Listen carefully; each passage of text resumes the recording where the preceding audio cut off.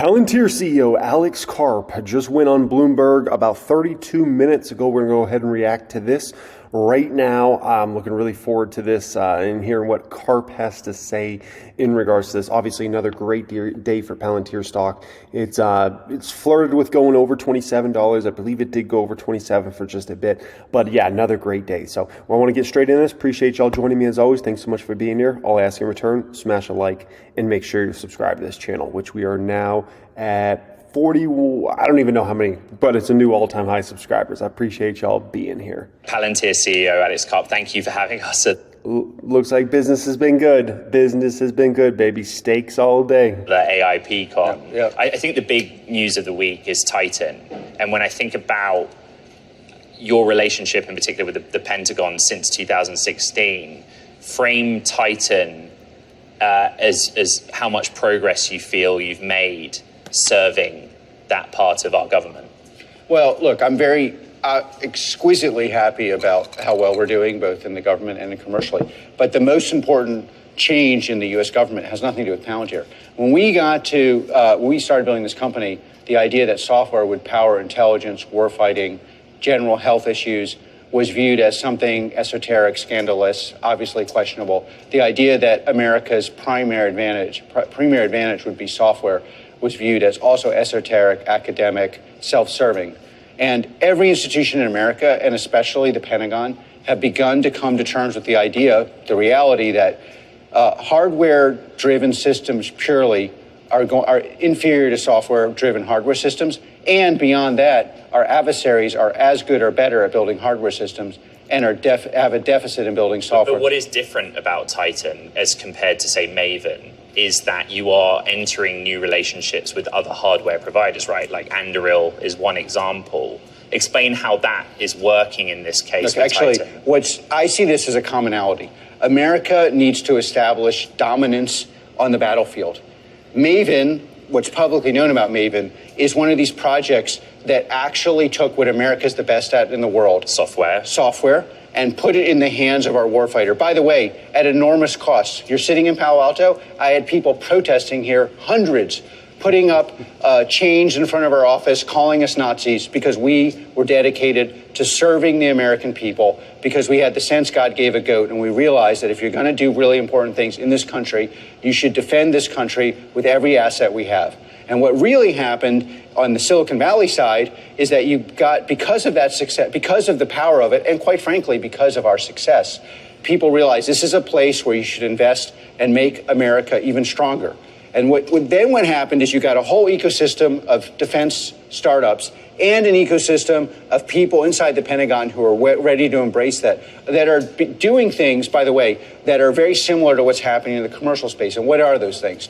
We're going to look at software not off PowerPoints. We're going to buy software from people who've actually sold software commercially. And what's unique about Titan is not the difference, it's the logical extension. And what is that logical extension?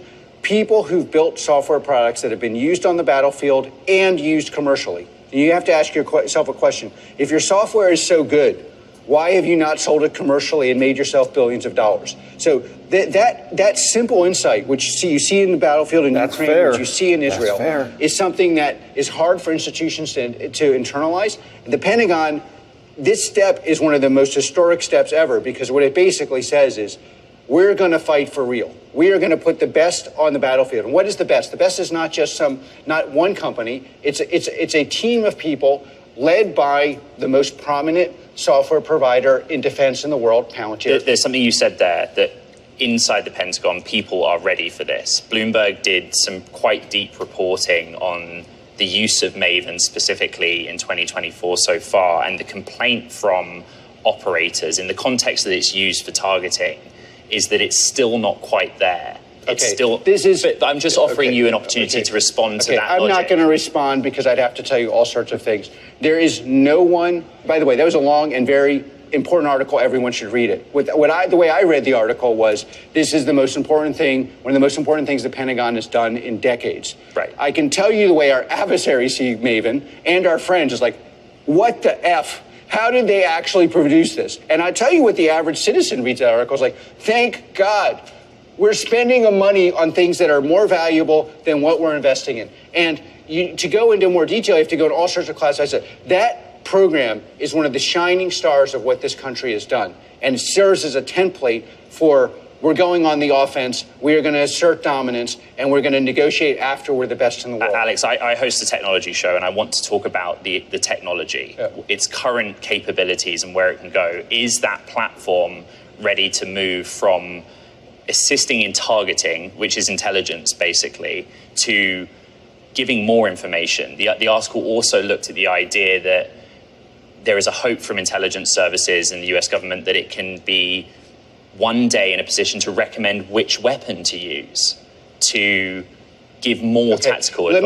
Let me give you commercial examples, because I can't go into what it can do and what it can't do. I can tell you what we're doing commercially. Please. Right now, you're going to see a normal non-engineer sitting at their terminal, tasking satellites, exporting a logic inside the security model of the company to figure out which satellites should be over which part of their agricultural assets and what should happen based on weather conditions. Now, you can just imagine how you could do that with a weapon system.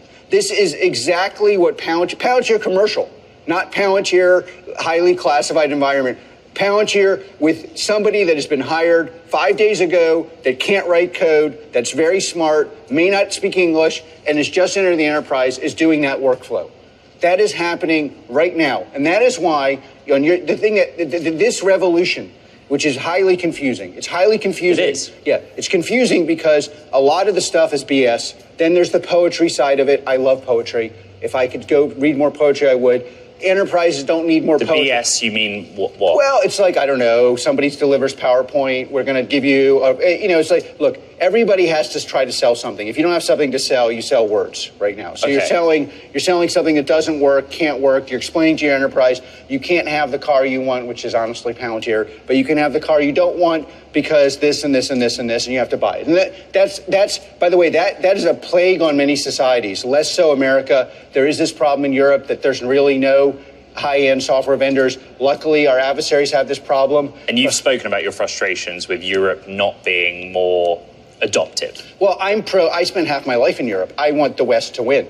So but it's a confusing revolution. If you're sitting there and you're sitting in a society that's led industrial revolutions for hundreds of years, and all of a sudden the industrial revolution is happening basically in one place, and that's right here. That's confusing. It's confusing because three vendors are saying they're going to offer the same thing. One thing is like, I'm going to explain to you why it doesn't work. You have to buy our BS thing. The other's like, it does work, but it's only poetry. And then there's a third category, which judges by the fruits we provide, which is exactly what we're doing, which is like, great, we're not going to argue about this part of our product, that part of our product. I'm happy to explain it to somebody who's technical. We're going to show you what happens in 4 to 6 hours as opposed to what happened in your whole enterprise over the last 2 years. We will talk. So before we go further here, it's very important to understand, when it comes to these military contracts that Palantir has, right? They're big contracts. They matter to the business in terms of on the financial side. Absolutely, right? But the even bigger thing I think to understand is when you have the highest levels of military using Palantir, let's say, for instance, right? It's a massive thing for your brand overall. And when you go to commercial customers and companies and talk to them, it's a pretty big halo when you have the highest forms of military using your applications in even potential, very dangerous warfare type situations, right? So you can't really put a dollar amount on that, just to be honest. If you can be trusted to that level, right? Alex Karp talks about a lot of these other fake softwares that are out there, right? These wannabes. And, if they were the real deal Holyfields, I'm sure the military would be using them, right?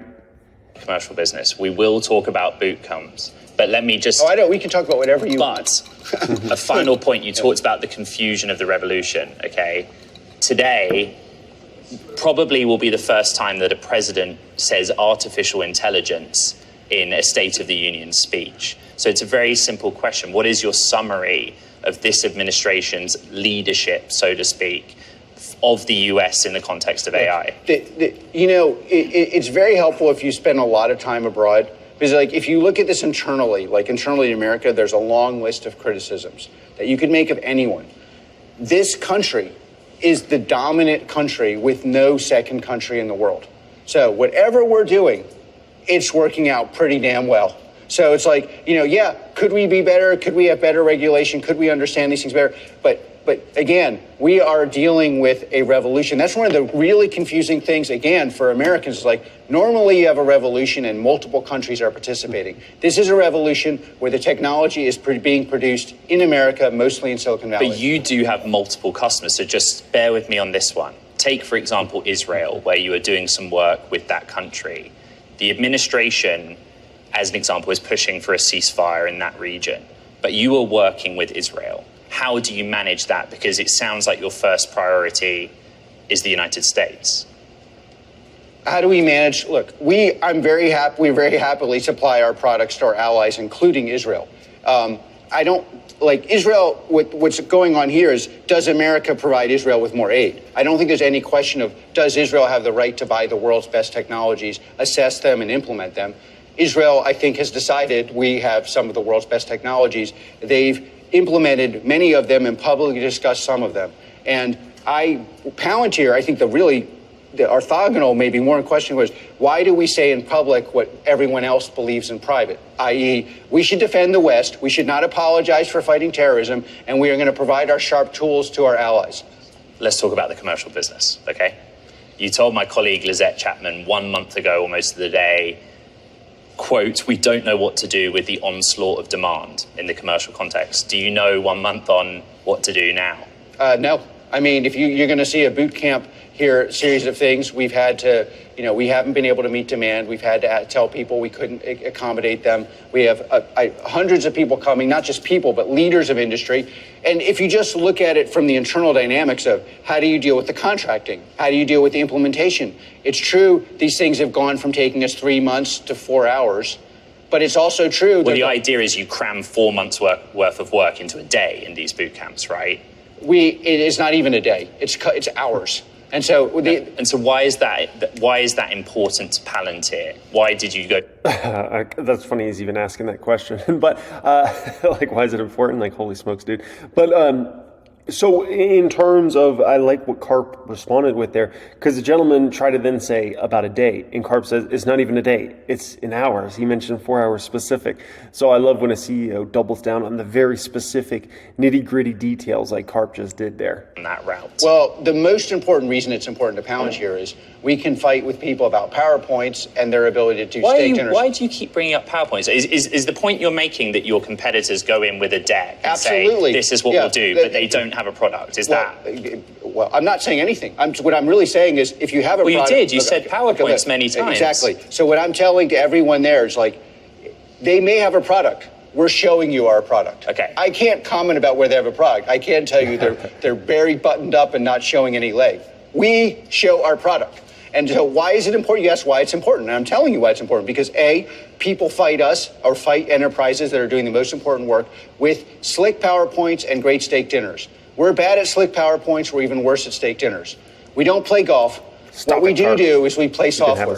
We will if you want to actually compete on your product. And what's very special, and yes, do I enjoy humiliating people who have better steak dinners and sharper knives and better golf swings? Yes, I do.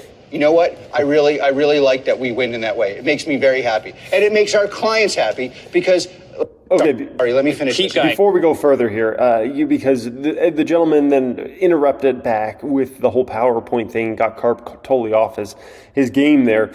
The question that was asked, right, before they got all divergent there, was, why does this matter so much for Palantir? It matters so much for Palantir because you can go from taking months of a sales cycle taking 4, 6, 12 months, right, to potentially taking a day or days, and then having the executives or whoever has to sign off on potentially using Palantir and paying them $5, $10, $20 million a year or whatever, right?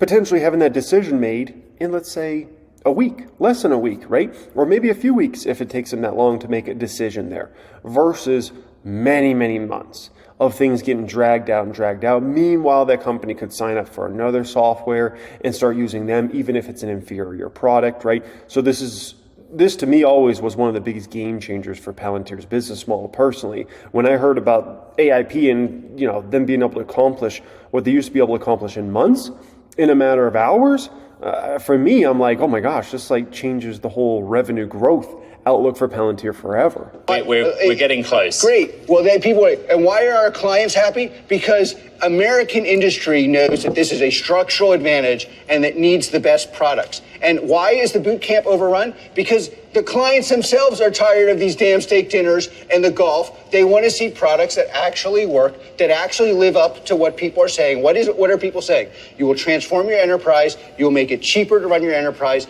That you'll make it safer to run the enterprise. You'll be able to track what you're doing, and you'll be able to uplift workers who formerly only could be engineers, and now they can be everywhere. And by the way, you can do all of this in America. You can manufacture like you were manufacturing in Japan and Taiwan in America.